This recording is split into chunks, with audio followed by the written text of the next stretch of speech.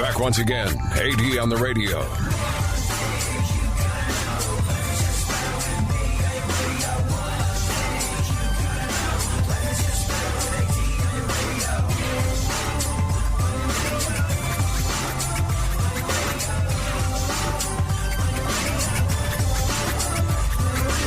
See the flitter, it's you and the senorita. Whooper blowing up the tweeter, cause it's me up in the speaker.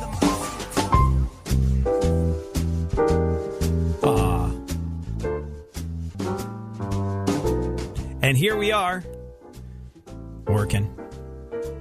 Working being a relative term. The one thing that I like about being pulled into a work situation over the holidays is that, 5 days ago at about 12:30 in the afternoon, anybody in a management position, peace the hell out. You might have to go to work.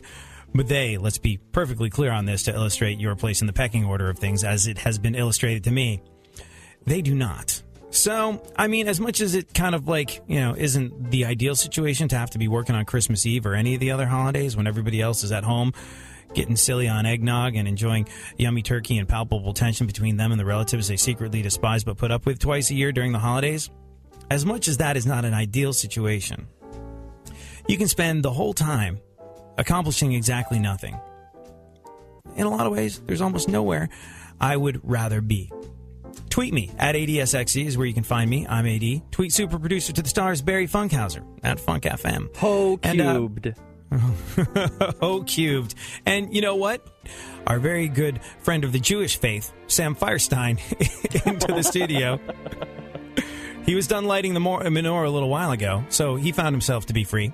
And he's gonna regale us with a tale of Christmas Eve and Christmas Day from the perspective of a Jewish guy that grew up in Los Angeles, where there is no snow. And yet he's incredibly in touch with the Christmas experience. Would you say that's fair to say, Sam? Are you kidding me? I love the Xmas. You love the Xmas. What was it like? Growing up, and I don't mean to make too much of it, but I remember, one of my Jewish friends in high school was like, it is a little weird. You feel kind of excluded from some of the Christmas stuff, and, we get sort of 8 days of Hanukkah, and that's a lot of fun, but you don't get the big sort of oomph of getting all your presents in one shot, and I guess the fact that you spread it out over a period of 8 days makes it less impactful. And I guess he'd had cousins that were not Jewish, and he went and spent Christmas with them. He was like, whoa. This is awesome. I would like to participate in this. And I had a Jewish friend in high school that told me that he kind of grew up jealous of not being able to celebrate Christmas because in his eyes it seemed like there was better bang for your buck in terms of the impactfulness of the holiday gift giving. And I think, children they're being absolutely materialistic. wrong. They couldn't be more wrong because the thing is, Christmas is like your birthday, right? And when you're a little kid, it's build until you're in this froth, and then you get there and then you rip open every present and it lasts 5 minutes and then the next day you're not special anymore. Hanukkah's the perfect holiday for a little child because it's it goes on and on and on, and there's presents night after night after night. It's pretty awesome. And so Christmas, my birthday would break my heart every year because it would be such a buildup and then a drop off, right? The next day, nobody could care less about me. That Hanukkah was really, it worked well. But also because Jews were outnumbered anywhere we go, I was friends with a lot of Christian kids growing up because really I had to be. And, You say that so regretfully. I had to be. I'm kidding. I love the Christians. Where would we be without you guys? You were friends with them. Continue. No, and so, but because usually Hanukkah would show up at a different time of the year. Rarely did they cross over. So it'd be by the time Christmas rolled around, all my toys were old and broken at this point because I'd had them for 3 or 4 weeks. I'd be lording, it over my friends, going, look at me, 8 nights. And then, Christmas would show up, and then you're on the phone to your buddy at 11 o'clock in the morning going, all right, can we come over? Can we play? And then you get to go and, play their stuff and go eat the forbidden Christmas ham. So I had it wired, my friend. I had it wired. Wow, you really did have it down on lockdown. Growing up, I was always so jealous of the kids that had one Jewish parent and one Christian parent. So, like, they got Hanukkah and Christmas because, like, you know, what would you call them? Interfaith families, you know, both sides want. Yeah, this sort of like, and I think it was mostly at the insistence of grandparents in both situations. Like, the parents didn't really care, but like the grandparents on either situation are like, they better have Christmas, they better have Hanukkah, and as a result, the kid just got spoiled with 8 crazy nights of gifts and delicious potato pancakes and the aforementioned yummy ham and big bang of all the Christmas presents all at once. And you know what? I had this other friend who was half Jewish, half Christian, and it seemed as though it was basically his grandparents were duking it out over the holidays. So they made humongous efforts to kind of represent for their particular religion in this kid's case. So they wanted to like shower him with gifts for Hanukkah, being like, see how awesome Hanukkah is? And the grandparents that celebrated Christmas, same thing. Like the kid had the most outlandish stockings and he was just like, yeah, my grandparents kind of go all out on either side. And so I was like, oh my God. Your grandparents are fighting a holy war with gifts. This is the most awesome situation that a child could end up in. I was unbelievably I had a buddy jealous of like him. that, but he took it one better because his parents were divorced. So so it was pure holiday competition. It was all of that divorce guilt and hating of the ex-husband and ex-wife that plying the kids with tons and tons and tons of gifts. Oh, it was amazing, like the haul that this kid would bring in. He better than all of us. So was the Christmas ham actually forbidden? Like, oh yeah, and yeah, in my house. Oh yeah. What about now?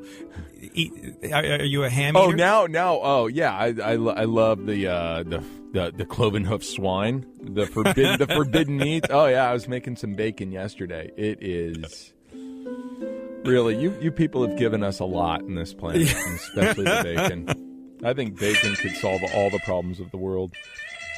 When we get back, speaking of solving the problems of the world, we will be regaled with a tale of Christmas from award-winning storyteller Sam Fierstein. Thanks for hanging out.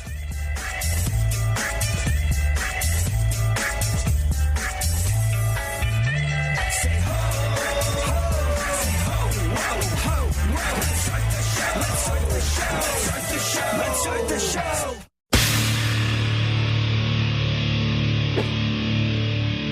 Where the left and right come together for fundamental truths. AD on the radio.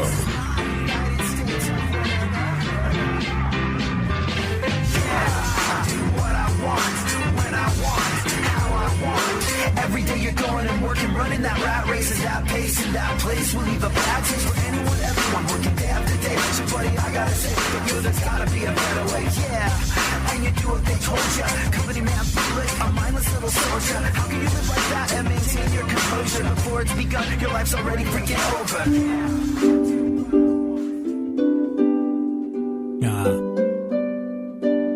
Merry almost Christmas, everybody. We are here hanging out. No place we would rather be than spending quality time with you. Join in the conversation. Tweet us at ADSXEs, where you can find me. Send super producer to the stars Barry Funkhauser holiday greetings at Funk FM. We've also been joined by award-winning storyteller Sam Fierstein on the show, who's going to tell us a story all about Christmas Eve.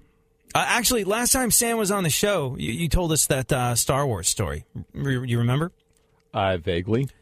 So, and part of that conversation was this woman on MSNBC, Melissa Harris Perry, was saying that Star Wars was racist. Why? She pointed at Darth Vader being played by James Earl Jones, and when he was an evil overlord that cut off white people's hands and denied having a son, he was a black guy. But the moment he claims his son, does the right thing, and stands up for him, and joins the non-dark side of the Force. And she was like, that was another thing. Why do they have to call it the dark side?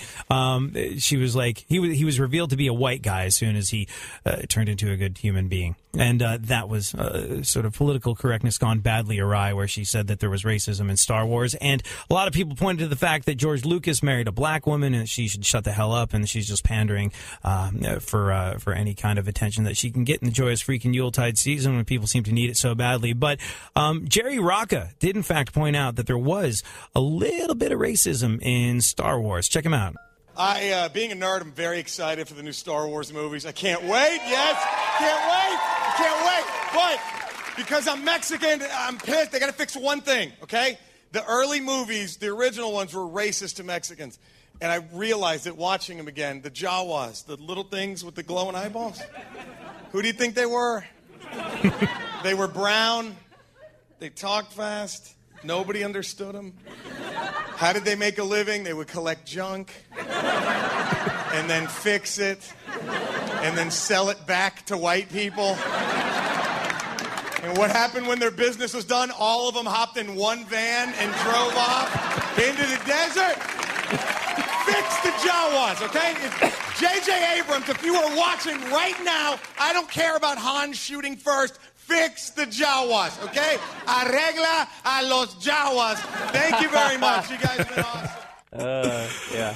An astute observation, I think we can all agree. So the ham was actually forbidden during Hanukkah, like in your household. The forbidden Christmas ham represented a goal for you that you would get when you went over to your friend's house for no to ham was just Christmas. Always forbidden. It didn't matter what day of the year it was. It was just you don't bring the ham in my father's house. Oh, really? Oh. So did he keep, like, kosher, 2 sinks and the whole bit? No. We didn't keep kosher by any stretch of the imagination. But there were just some lines you do not cross, like the Hanukkah bush. Uh-huh. The Hanukkah bush that old Funky here was trying to ask me about earlier. It's like, if you brought a bush into my father's house during the holiday season, and it better be burning and prophesizing, otherwise you were getting the crap slapped out of you, because we were not assimilating like that. I mean, we were very, very proud. And, my father served in the Jewish underground during World War II and then fought in 2 Israeli military. He was in the Israeli army, and he fought in a couple of wars. So you don't screw with that guy. Wow. That's crazy. So, like, we wanted to have you on the show at one point, and we're not going to derail the whole situation here by bringing up the ugly conversation of anti-Semitism. We'll wait for a different show to do that. But, like, I remember you told me once that, because I was like, in Los Angeles, did you ever run into anything? You were like, what? You mean kids whipping rocks at my head and a guy turning the hose on my dad when he was going off to synagogue? Like, if he was in the Israeli army, that means he knows that Krav Maga stuff, and that means that the guy who turned the hose on your dad, he probably could have killed him with his thumb if he wanted to. Like, it must have taken a tremendous amount of restraint not to respond physically to that. Because, like, if you're in the Israeli army, you're essentially a humongous badass. Well, I think when I asked my dad about it, he said I almost just ran him over with the car. But because, at this point, because my dad was in a suit, he was on his way. It was Yom Kippur, the holiest day of the Jewish year. And he was on his way to temple to when the guy hit him with the hose. And, Pops almost ran him over with the car. Justifiably so. Works for me. Yeah, tell me about it. It was interesting because when I used to DJ clubs in New York City, I got to be friends with all the bouncers and the security guards and would watch who they, like, tossed out and things of that nature. And I remember having a conversation with them, and they're like, I was like, so who do you think is the most trouble? And they're like, well, typically they're not trouble. But you have to be very, very careful with how you deal with a drunken and unruly Israeli person. I was like, why? He was like, because they all know that Krav Maga stuff, and they could take you out without even thinking about it. So if you ever have to cut off an Israeli person or kick him out, it's like, right this way, sir. May I show you to a cab? I'll call you one in the street. Drink while you wait. It's an interesting one. And sounds like your dad practiced extraordinary amounts of restraint. Sam's Christmas story when we return.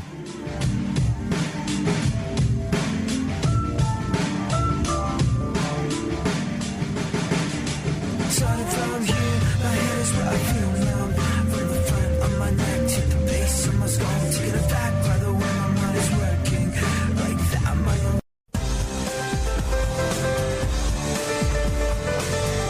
Like most kids from a privileged white upper-middle-class suburban background, for a significant portion of his childhood, he was pretty convinced he was down. AD on the radio. Merry almost Christmas, everybody. Thank you so much for hanging out with us here. We are having a blasty blast, and I hope you are as well. To officially see in the joyous Yuletide season, we've invited the only person into the studio that was free on Christmas Eve. Like, we were told we had to work. We had no way of getting out of it. But Sam Fierstein, being Jewish, was ready and available to come on to the show, which is an awesome thing because not only is he our resident Jewish friend, he is also our resident award-winning storyteller. So take it away, Sam, with your story of Christmas. Well, you know who else was Jewish? All three Beastie Boys? Well, and Jesus. Jesus, that's true. Yeah. All right, so this is a little... How remiss of me. Go on. Good gosh. That's why he was also available on Christmas. And...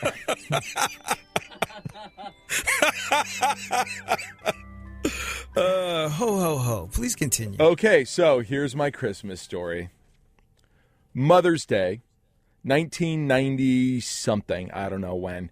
An old friend of mine from high school, Liz, called me out of the blue. We hadn't talked in years, and she tells me, she goes, I'm back in L.A., I'm finishing up my PhD in psychology, and I've just been wondering, what have you been up to? Let's see, what have I been up to? Well, let's see. The woman I thought I was going to marry just ripped my heart out and killed me because she dumped me for another guy. So what have I been up to? Dying every moment of every day. That is what I have been up to. In fact, I'm dying right freaking now, which really came out as what I told her was, I'm okay. I'm working in entertainment. And so Liz invited me over for dinner, and I went. I figured, what the hell? What could it hurt? Well, you know what? It turns out a lot changes in 8 years. First of all, she had 5 cats. And when I was like, 5 cats? And she goes, oh, I know. I had to draw the line somewhere. I'm like, the line is back at 3, the legal limit.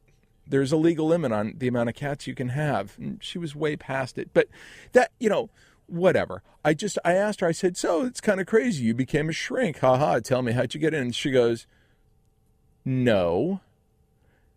That is a derogatory statement.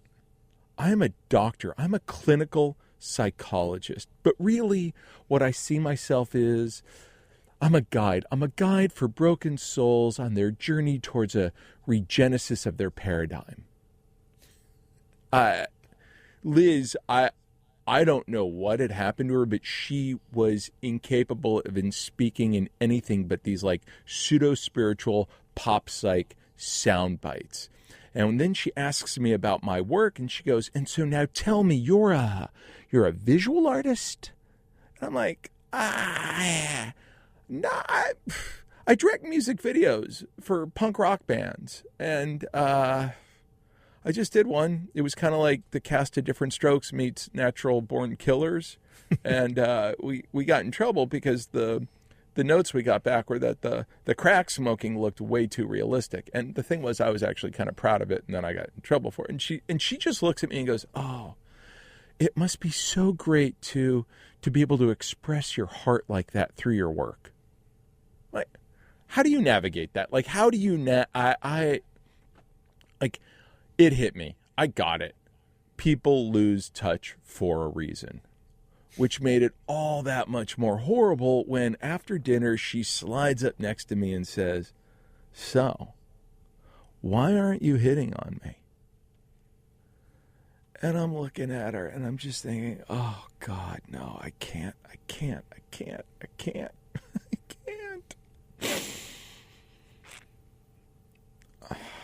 I did. Ugh.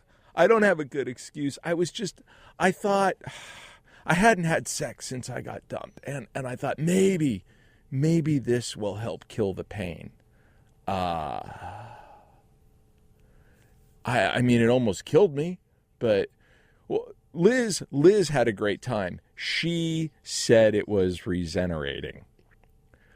Me, on the other hand, I've been struggling with, like, how do I describe what it was like to have sex with Liz? And the best I've been able to come up with is, imagine a Viking having a seizure. I mean, this girl, she was only like, 5'2", 5'3", 100 and like, 2 or 3 pounds. Like, there was not, she was small, but oh dear God, she just she tore me apart. Like, it was not fun. And I got injured in the middle of it. Like, she, wildly reckless girl. And I actually had to quit. I could not continue. And I left there it was awful. And when I got out of there that night, I was just soaked with regret. And I had thought, like, that there would be no way for me to hate my life more than I already did. But I found out then that, no, there was, like, plenty of room to grow. Oh, God, it was awful. And, of course, Liz called. She called a lot. She called every day. She called again and again and again and again and again and again and again. And she just always wanted to see me. And I would say, no, I just don't think, maybe not. It's probably not the best right thing for us to be doing. And Liz would say, I hear you. Let's explore this. And then 2 hours of, like, psychobabble oversaturation later, I come to at her place. Oh, I should have just been firm and cut her off and said, no, get away from me. Absolutely not. I want nothing to do with you. But the thing was, like, I was so heartbroken. I was so torn up. And I felt so bad that I didn't want to make anybody else feel bad. I didn't want to hurt her feelings. And I thought, maybe I can ease my way out of this. Sure. Just as soon as she stops hanging out with my mom.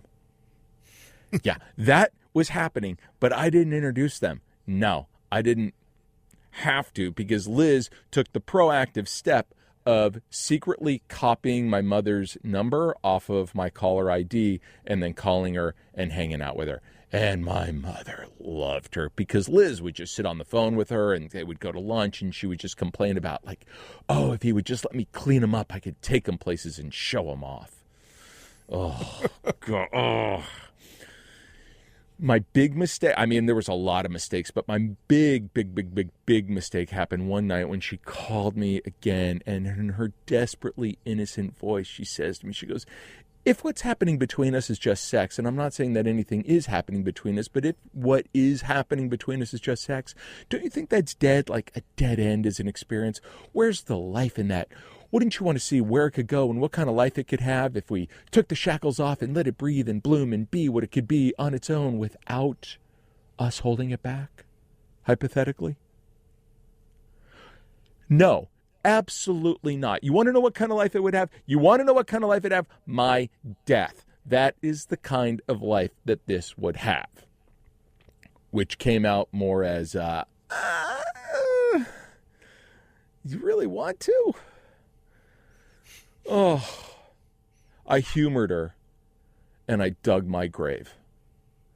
Because 3 months later, there I am in her car on Labor Day weekend, headed to the Sierras for what she's calling a lover's weekend. And there was no way that I was going on this thing. She booked it without telling me. And then when she told me about it, I was like, absolutely not. I cannot go. I'm not going. This is not happening. And she says, I hear you. Let's explore this. The thing was, Liz and I never explored anything, and she never heard me on any level. You want to know what we explored? We explored 2 things: trauma sex and fighting, because that's all we did. It was hell. But there I am, 8 hours into this drive to the Sierras in her car, sitting in a McDonald's parking lot somewhere outside of Lake Tahoe. And I'm watching Liz just tear through this Big Mac, supersized, double meat, double cheese value meal. She is just ripping through this thing like she's a wet, dry shop vac. She is just inhaling it. And I got to tell you, The Sierras offer very few places to eat if you, like me, have a delicate digestive tract and can't process many foods in the brown category, right? I hadn't eaten beef in years. I hadn't had fast food since high school. And I'm sitting there holding this one 39-cent cheeseburger going, oh, God, I can't. But I hadn't eaten in like 10 hours. I don't know how long, and I was starving. And I knew it was wrong, and I knew I shouldn't do it because if I eat meat, it is just pure intestinal anarchy. But I did it. And I chew and I bite into this thing, and there's just an explosion of grease in my mouth, and I'm thinking, oh, God, I'm in trouble. I'm in a lot of trouble. And I was, but I had no idea how much. About an hour or so later, we pull into our little lover's cabin complex up in the middle of the Sierras somewhere. And as we're checking in, the woman at reception says, oh, you're the lucky couple in Santa's cabin. And I go, excuse me? And Liz grabs the keys and goes, oh, my God, you're going to love it. It's great. And she takes off out the door. And I look at the woman, and the woman looks at me and goes, Merry Christmas. I'm thinking, what the hell? What is Liz done now? And then I walk outside, and I see it. There, in the middle of a dozen normal cabins, is one. It's got a red door. It's got fake snow on the roof. And it's got a team of fiberglass reindeer out front. And it really is Santa's cabin because Liz goes, isn't it great? They bought it at auction when Santa's village was foreclosed on. Never mind that somebody actually foreclosed on Santa. But Liz, I mean, who does that? Who forecloses on Santa? But Liz had purposely booked us into old St. Nick's house. 2 Jews. She's purposely booked us, 2 Jews, into old St. Nick's house in August. And you go inside this place, and it is just garlands and candy cane, and there's a giant Christmas tree with blinking lights and fake presents. And I look at her, and I go, what were you thinking? And she says, I did this for you. I'm like, oh, really? For me, the conservative Jew, the son of an Israeli military war veteran? I mean, my family, we're not like Jewish. Like, we're freaking Jewish. And if you brought a bush into my father's house on Hanukkah, you were getting that. It better be burning and prophesizing. Otherwise, you were going down. Oh, it was awful. And that night, I'm laying up there. I'm in Santa's bed, up in Santa's loft. And I'm just thinking, it's like, and I can't sleep because the Christmas tree, we couldn't find a light switch for it.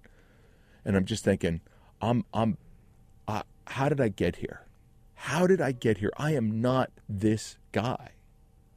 But I was, because I was there with her, and it was all my fault.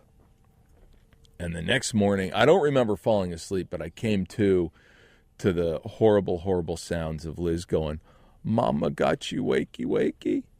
And I look down, and there she is. She's down at the South Pole working some of her horror.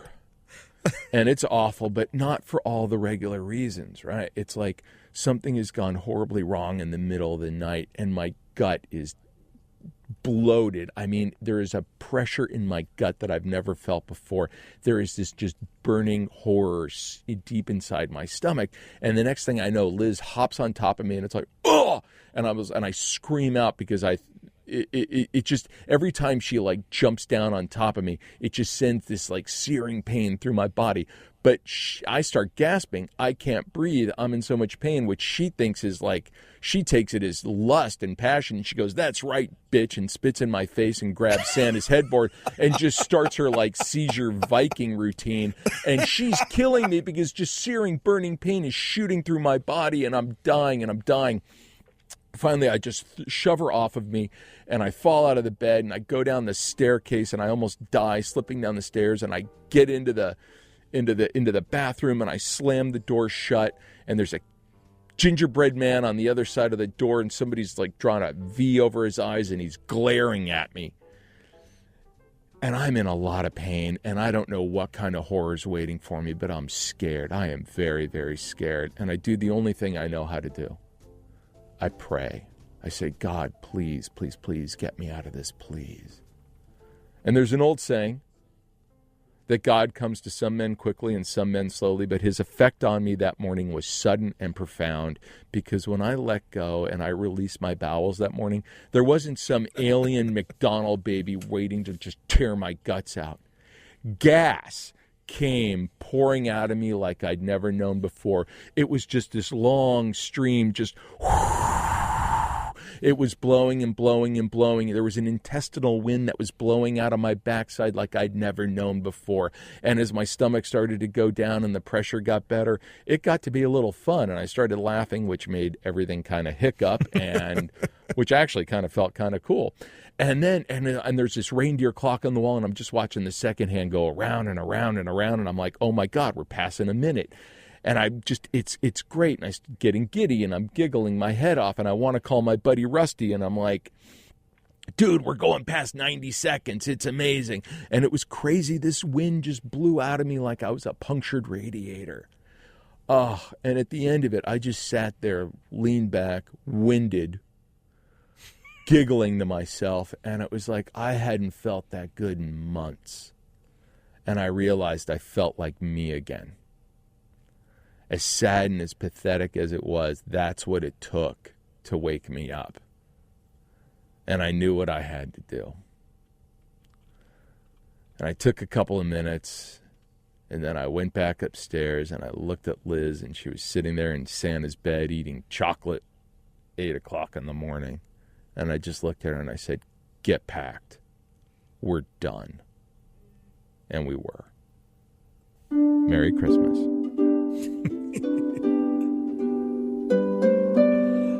I have questions about her relationship with your mom, which we'll get into in a second. Sam Fierstein, his tale of Christmas woe. In Liz's case, Christmas woe. Thank you so much for hanging out.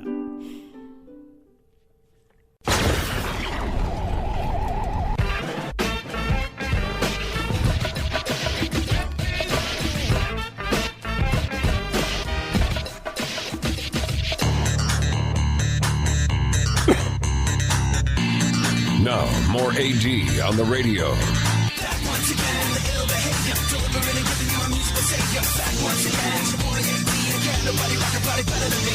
Back once again, the ill behavior, delivering and giving you a musical savior. Back once again, the boy again, nobody rock a body better than me.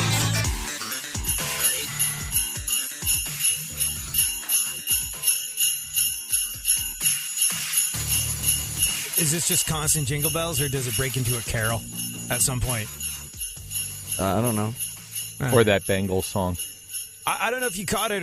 Like Walk Like an Egyptian. I don't know if you caught it or not, but Seal was on Kimmel the other night, and, he sang what they're calling honest Christmas carols.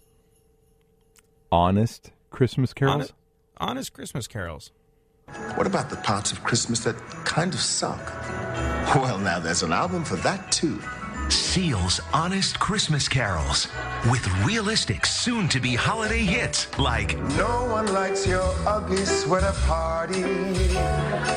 No one likes your ugly sweater smile. Seal Sings What You're Thinking. Mom's drunk again. Christmas carols you always wish you had. I don't want to meet your family, 'cause I'm breaking up with you next week. Yeah. And of course, the timeless classic.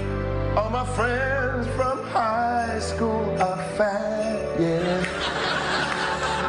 All my friends from high school are fat. Finally, songs you wish existed. Another Applebee's gift card. Thanks, Donna. This is just what I needed. Seal's Honest Christmas Carols, the perfect gift for people you know.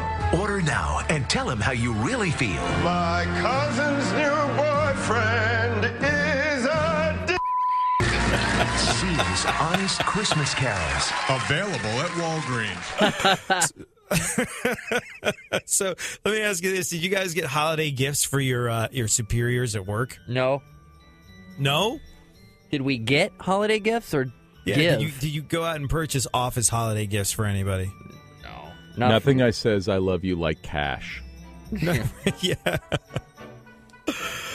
So I did. I have two bosses. Well, three, but the third one never talks to me. Yeah, so I think I get to skate on that one. But I was like, I should get a holiday gift for both of these two bosses. And this time last year, everybody here drinks coffee. It's the lifeblood of a radio station. Everybody knows that. So this time last year, my boss got me one of those. I'm drinking out of it today, actually. A Starbucks thermos that keeps your coffee hot for a really long time. Sort of like a venti-sized one, which I love. It's honestly like my most used holiday gift of the year. And she also got me a Starbucks gift card to go with it. Now I have to which was enough for 2 delicious cups of coffee. It was $10, 2 cups of coffee.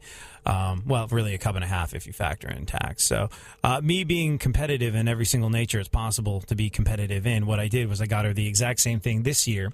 I got her a Starbucks tumbler because, you can never have too many insulated mugs as far as I'm concerned.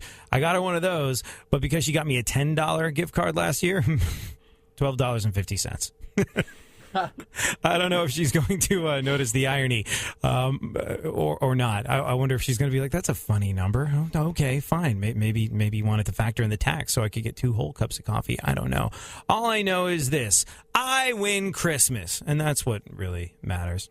Hey, Sam, so the story that you told us of the Jewish girl that booked you into Santa's foreclosure village yes, in the middle of the summertime. Did she actually spit in your face and call you bitch during the proceedings? That wasn't embellished for the story, was it? Only because this was the 90s. Oh, you know what? That's probably right when American Pie came out with the immortal line in it, "Say my name, bitch." So that's probably right when that sort of behavior started to proliferate in the it actually American predates American Pie by I think 2 years, but yeah, she most certainly did do that. So she was a shrink. She was a shrink that spat in your face and called you a bitch. She was also a shrink that was just dead set on breaking my will as a human being to make me want to be with her. Wow. The part that to me sounds like next level stalker, the part that blows my mind is the fact that she, independent of you giving a number, called your mom. Had she known your mom in the past? Was this anything like that? That to me, that crosses a humongous line. Like, what the hell are you doing? You don't call my mom. You don't surreptitiously steal my mother's information from my caller ID and then call my mom and strike up a talking relationship with her. That crosses a humongous boundary. And Mom, what the hell were you thinking? Did any of this conversation happen? Mom, well, yeah, it did, because that is stalker, psycho, crazy stuff. But all right, she said no, it was proactive, and wouldn't accept that she did something really, really wrong. And then my mother truly loved it. All she knew was, here we have a Jewish doctor who desperately wants to take over my son's life and absorb him and turn him into something presentable, because nobody was really happy with my punk rock ways back then. And my mom thought she was just wonderful and adorable, and we'll still bring her up from time to time. And any idea what Liz is doing now? Are you Facebook friends? No. Oh, I was about to go through your Sam's Facebook friends and be like, Liz. No, Liz, and I Liz. changed the name. I changed the name. I don't want that. I don't want that plague coming back into my life. I mean, it was so much worse than she also figured out where I lived on her own, let's say. And this was in the days before burner phones, and she would call me from strange numbers that I didn't know, and just in order to get me to call back. Breaking up with her wasn't easy. It took a lot of work. It sounds like you had to have an exit strategy and an extraction. This is military grade getting out of relationship stuff here. That's bananas that she found. It's bananas that she found out where you lived and your mom's phone number on her own. Wait, are we all on a show, Funkhauser? No, one more. Okay. Well, we'll get into just why this chick Liz so much more psychotic than you even know on the surface directly ahead.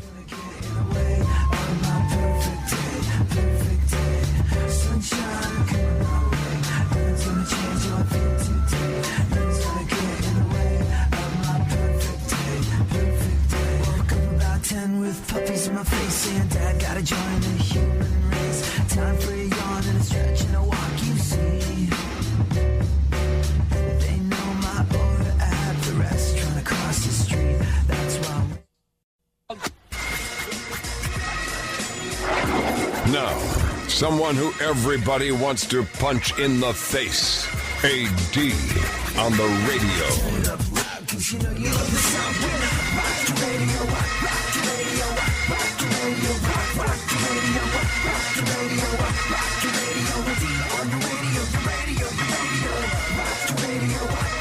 So, just because there's absolutely no such thing as too much, here's one of the original clips of goats screaming like humans from the interwebs. And these are actual goats. If somehow you managed to miss the original viral video, these are goats that sound freakishly like human beings when they scream. Keep the Christmas music going in the background, Funkhauser. It adds to the effect.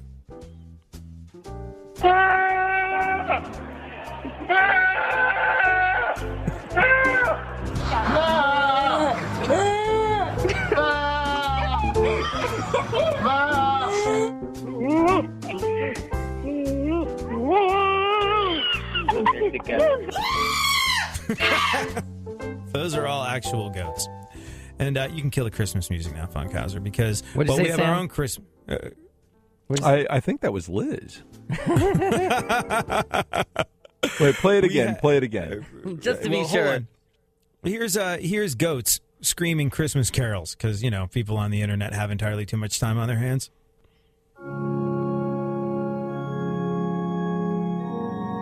Oh, yes. It is holidays. Let us Eggnog? sing along. Why, yes, I believe I will.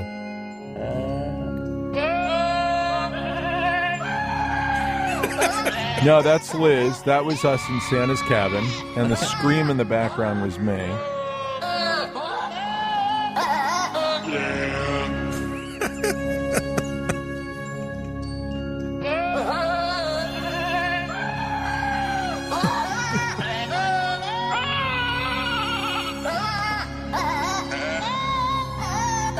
Wait for it.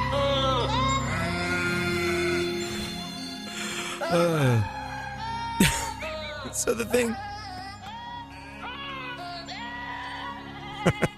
So the thing that amazes me about your stories, Sam, besides the fact that they're so wildly enthralling and keep you on the edge of your seat for every last second of them, is that they're all true and they all involve real people. Yes. And Liz being the kind of sort of psychotic investigative reporter of relationships that you described, someone that would steal your mother's phone number off a caller ID, then strike up a relationship with her where she would have long conversations, and then find out where you lived, and then to get you to pick up the phone would call from strange phone numbers, pre-burner phone, pre-being able to block caller ID. Are you not worried that, her being the sleuth that she was back then is probably still a little sleuthy and could, in fact, look you up and hear things like this? After this show airs, it'll be on the internet for podcast, and I'm sure you've told this story in public before because, it seems to be something that you have in your quiver of awesome stories. Are you not worried she's going to, find out about it and hear it somehow? Does this bother you at all, or is it just sort of you're, F it, it was a long time ago, I'm going for it? Well, I have two things. Well, part of me desperately hopes she never hears it. And another part of me, I really hope she hears it. And the only part that I think working in my favor is who would want to ever admit to being Liz? Well, right. No one's going to want to admit to having. I mean, it's terrible that I get on the radio and admit these things about me. So.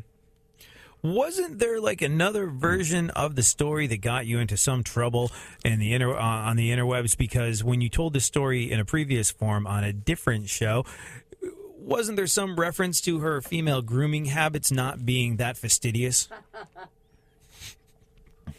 Thanks. I'm just thanks so much. Trust me.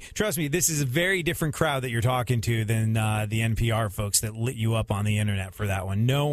That was not that. Those weren't NPR folks. This is not an NPR kind of story. This is not. But yeah, I happened to just casually make mention that all of Liz's grooming took place between her knee and her ankle, and that offended.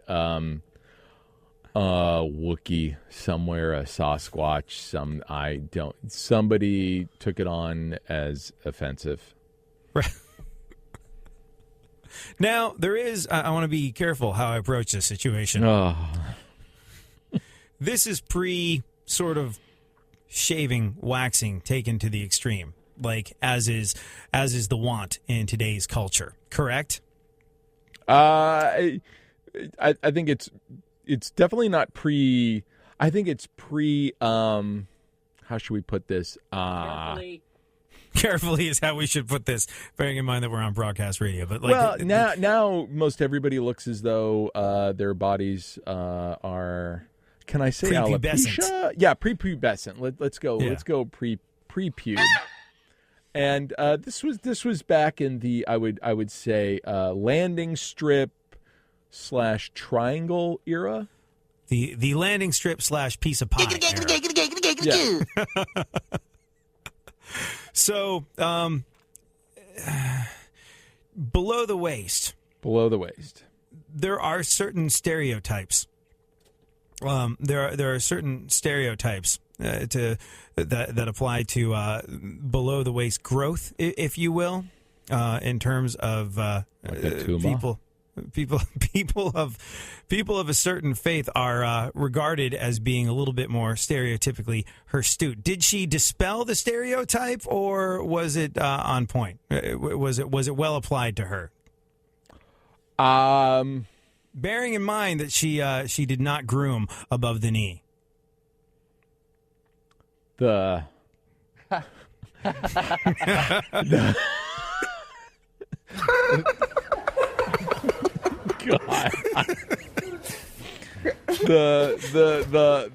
Let's say you can say it. The blonde curtains, the yellowy blonde curtains did not match the. Whoa! Hold on. Are you saying she had a dye job going on south of the equator?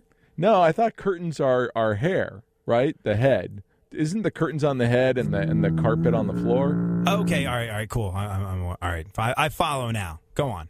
So, we are just spiraling into badly out of control. But continue. Happy Carefully. Christmas Eve for all you children. Let's just say it was a was it like Jumanji down there? That it was the Call of the Wild. Yeah. It was. She was busy. She was working on a doctorate. She just didn't have a lot of time for that. I see. Well, how insensitive of you to bring that up. You know, I'm going to go to the Seinfeld apartment. I'm just going to hang out in front of there and not go in all day long for 4 days. That I can't go to. Sam lives 5 minutes away from the Seinfeld apartment that has been lovingly recreated in Los Angeles, and I cannot go. And that is his way of paying me back. All right, quick question, Sam. I can't believe we've just discussed all of these things. Well, we did it in a tasteful manner, so that's okay. Let me ask you might want to Google the word tasteful. I'm just. You ever have you, Sam, ever broken up with someone over the holidays? I did break up with a girl the couple days before Valentine's Day once. Oh, see, wow, that's breaking the rule of the turkey drop. What about you, Funkhauser? Did I ever do what now? Break up with someone over the holidays? No, I cheated on a girl a couple days before Christmas when I was dirtbag. When I was a teenager. Really? Yeah. You're a horrible human being. Yeah. Wow. Happy holidays. Sorry. Did you get coal in your stocking? Yeah. We both did. Did she find out? Yeah. Yeah. She walked in. She walked in? She walked in? Yeah. This is a way better story. Go on. Please, if you will. Well, sensitively describe the scenario as it unfolded. Did she join in? It was a few days before Christmas, and I had a lady friend caller from out of town that was a niece of somebody that was getting married, and I'm only here for a limited time, and let me show you Hollywood, and one thing led to another, and I was 18, and let's see, just as the Yuletide cheer was approaching, the Yule log entering the holiday stocking. No! There was a knock on the door, and there she was, with the gift in her hand. And I had a gift in my hand, too. And that was it. I was probably the last guy that she ever dated, too. So she storms out. Oh, what? You mean, hold on. Did you drive her to lesbianism like George Costanza? Yeah, like 10 years later. Hey, what's up? Facebook connects us. How are you? And she was leading a different life that time. Wow. Could have been that. Yeah. That is the insensitive way to Merry dump somebody Christmas. during the... Yeah, Merry Christmas. Are you guys familiar with the term turkey drop? Yeah. All right, bring back the music, Funkhauser. We need something cheery to accompany this. Sam, do you know about the turkey drop?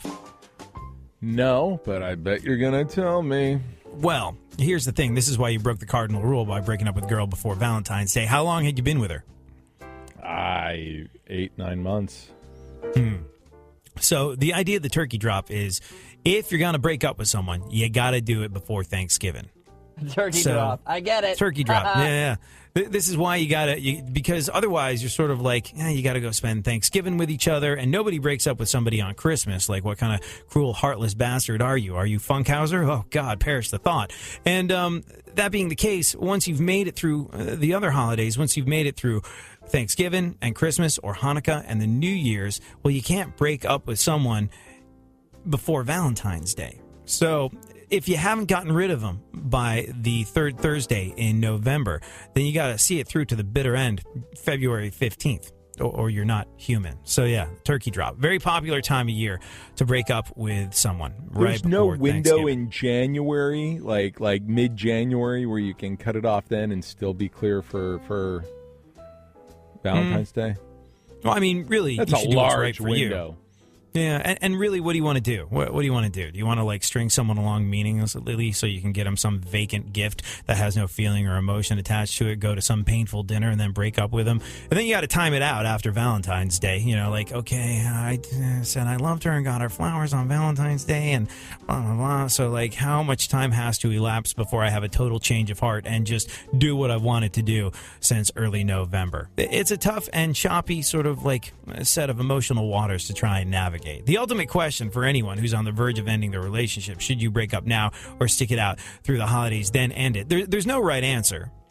A popular one is rip the Band-Aid off now and dump them. But a study analyzed when people change their Facebook relationship status from in a relationship to single, and the peak of the entire year is right now, right before Christmas. People are not upholding the tradition of the turkey drop. More people break up in the 2 weeks before Christmas than any other time.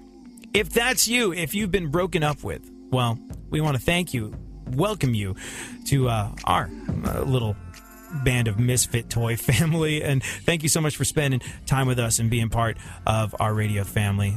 This time you and I spend together really is the best part of our day every single day. Have yourself a great and safe holiday season. Please, please, please, if you're driving, don't drink, and if you drink, don't drive. And if you are being smart and not drinking and driving, bear in mind that other people are not as responsible as you, so be extra careful. Merry Christmas. Like the school, turn the other cheek and give people the benefit of the doubt even when they don't deserve it.